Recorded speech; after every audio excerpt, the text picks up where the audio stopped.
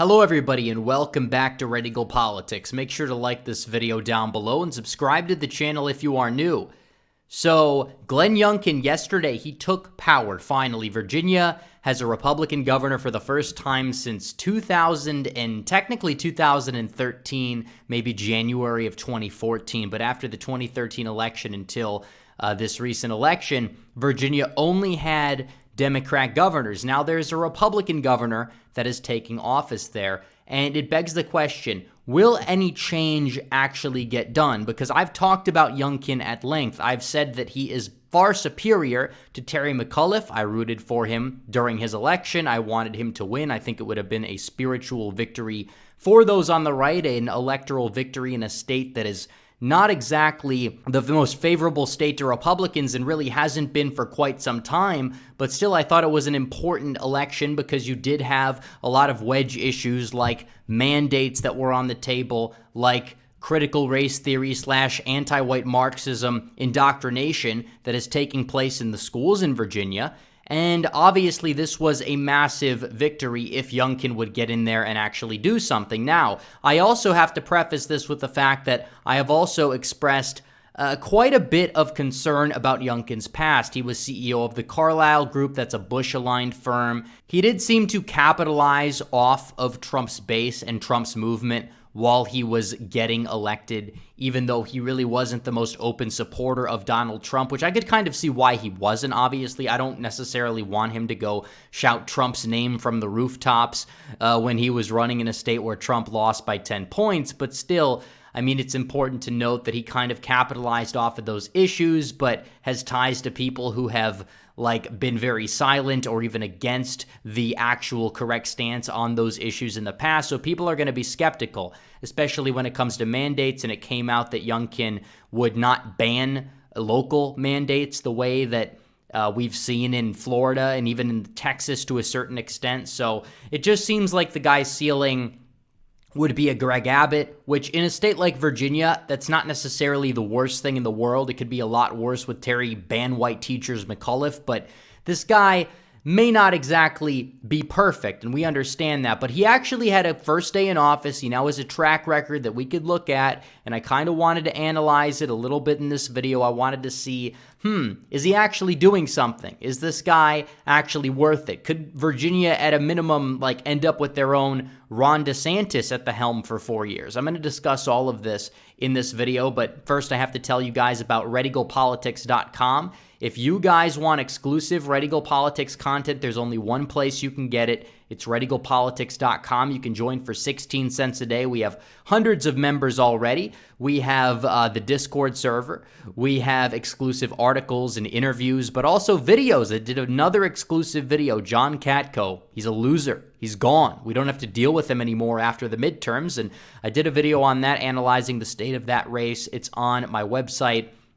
There's also some other videos on there as well. You don't want to miss out on that exclusive content. There's also going to be some articles within the next coming weeks on there. So make sure you join at redeaglepatriots.com. But now we have to look at Glenn Youngkin's record because he signed a bunch of executive orders. And I thought it was very interesting because he did a lot more than I actually thought he would. Obviously, Youngkin seemed to come across after, the weeks following the election, it seemed as if this guy was sort of going down a pathway of taking his foot off the gas and, walking back some of his statements he made about mandates, or at least he wasn't exactly as tough, saying that he wouldn't ban local mandates. Yeah, technically he never said originally that he was planning on doing that, but it definitely was disappointing to a lot of people, but a lot of people effectively, tried to push him to the right, myself included. And hopefully when you do that to somebody, you can actually get something out of it. I think that you're more likely to be successful as a political movement if you push your own movement to the right and the people in your own movement to the right than try to necessarily even convert people from the left over to your side, because what you're doing is you're moving the Overton window, and that will bring more people to your side and bring more people to what you believe eventually. So it's important to hold these people accountable. But beyond that point, Youngkin actually did a lot of what he said he would do during his campaign on day one. And we could look at this banning CRT. CRT will not be taught in schools anymore. Democrats have been lying. They've been saying that it's not taught in schools, but there's plenty of instances where you could look at CRT type programs being taught in schools throughout the state. This was uncovered consistently. There's a reason why they've said that they don't want parents controlling the curriculum in any way, shape, or form. They want the state to control what your kids are learning. Also, parents now have the decision. There's no more mask mandates in schools. Obviously, this is a good thing. I would have liked Youngkin to go a step further and do everything in his power to denormalize it, but I mean, this is better than what you would get under a McAuliffe administration. I can't exactly complain with that decision. Declared Virginia open for business, ended the jab mandate for state employees. So if you're a state employee now, that mandate is gone. That probably affects, a couple thousand people. Now, it's a step in the right direction, no doubt. He should ideally try to do what Ron DeSantis has been trying to do and end these mandates for, corporations that employ over like 50 people or something like that. Like, that's what he should be doing. He's investigating Loudoun County, which is also with the help of the Attorney General, Jason Miyares. And honestly, I think Miyares is probably the real deal when it comes to a public elected official in Virginia. You have Winsome Sears, the lieutenant governor. She's all right. I mean, there's that picture of her holding up the AR-15. She's going to become a fan favorite because of that. But when it comes to substance, is she really actually that based? So does she claim? I don't exactly think so.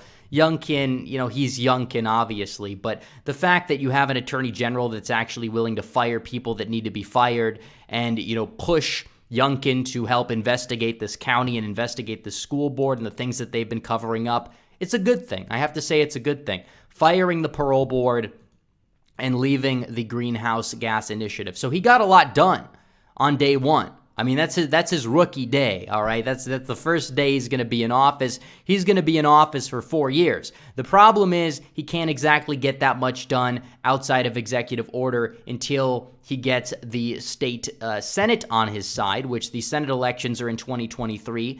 If the Biden administration continues floundering the way that it is now, he will actually have a chance to sort of get that state legislature and flip it back Republican, because I think they only need a couple seats to do that. And also, maybe if you can get a couple of Democratic defectors or whatever on a certain bill, yeah, maybe you could get something passed of note. But as of now, there's not exactly that much that Glenn Youngkin himself can do, but also what will he do? And I look at this, and it shows that he got a lot done. But if this is all he gets done and just puts his feet up on the desk and does relatively nothing throughout the rest of his tenure as governor, he will be a complete failure. So I encourage people to do everything they can, maybe not call the office of the governor, I don't even know if that's a thing, but you need to call elected officials. You need to make sure that you hold them accountable, because I like a lot of what Youngkin did on day one. I do. I am a little encouraged that maybe he'll be better than I originally thought. But beyond that point, we still have to hold him accountable. We need to make sure that he continues to work in the interests of the people in Virginia, of the base in Virginia. He has no reason not to go scorched earth, obviously. He's going to be there for 4 years. After those 4 years are over, he can't run again. I mean, he could run in 4 years after that, but I mean, Virginia might even be too far gone. And Terry McAuliffe was not the best candidate. I don't know if he's going to be able to necessarily defeat anybody. Beyond that point, some people are going to say, well, he might, run for Senate or something like that. And it's like, I mean, he might. We'll have to see. I don't know if he'll get elected, because statewide, politics for statewide offices are vastly different than nationalized races, and it will be extremely difficult unless the national environment in Virginia starts trending right again, which is not really something I expect to happen. And then you're going to have these people out here that are going to be like, oh no, Youngkin needs to be on the presidential ticket. Like, they don't know what they're talking about. I mean, the guy at best will be like an above average Republican governor. This is probably most of what he's going to do. I mean, having him on the presidential ticket doesn't really do anything. You're going to need somebody on the presidential ticket that energizes voters. Does Youngkin do that? I don't know. Might be a nice guy with corporate ties who gets some things done as governor. That's probably about it. But hopefully we can push him to the right a little bit and make sure that we could potentially see more. Because actually, I'm pretty impressed with what I saw so far. But he's got to do more than this. You can't just do all your agenda on day one and then do nothing else, if anything, like cave in on some left-wing legislation like the Republican Party usually does. You got to bring something to the table. And at that point, and moving forward, it's very possible that a lot of positive change will happen. Maybe you'll start to see some of these states that have competent Republican governors, like Florida, start moving to the right. I think you'll see the same thing in Arizona once Kari Lake gets in there. Arizona is going to do a complete and total 180 because you will have competent leadership in the state of Arizona, which, by the way, that's a whole nother topic. Trump did a rally there yesterday. Solid messaging. I mean, he definitely had a lot of good points that he made. Maybe the energy level wasn't the same as 2016, but the substance was definitely there. He was in touch with his base. He didn't shill anything they didn't want him to shill, and I think you guys know what that is. But beyond that point, you have the Arizona gubernatorial election. That's going to be huge. The Senate election, all these midterm elections.